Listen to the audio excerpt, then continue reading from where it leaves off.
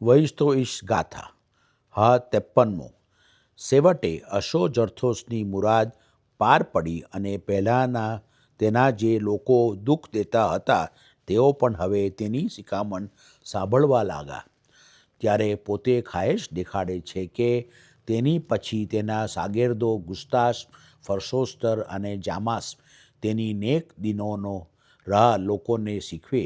વળી તે પોતાની દીકરી પૌરુ ચિસ્તીને અક્કલથી અને ડાપણથી વસતી પોતાના ખાવિંદની શિખામણ પ્રમાણે ચાલવા કહે છે.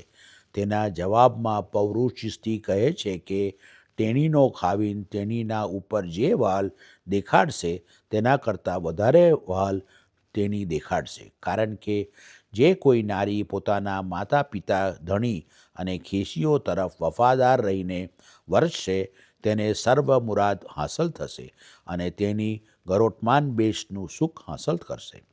વળી તે પરણવા લાયક નર નારીઓને પરણેલી જિંદગી ગુજારવાની રૂઢી સલાહ આપીને નેક જિંદગી ગુજારવા તથા પરસ્પર હેત રાખવા કહે છે.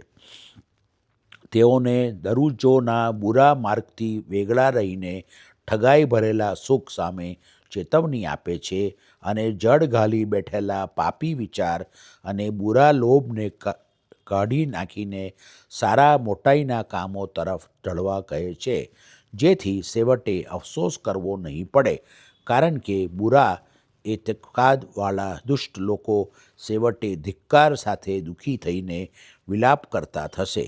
ગમે તેવા રંગ પણ જો નેક જિંદગી ગુજારીને બેશનું બુલંદ સુખ હાંસલ કરશે.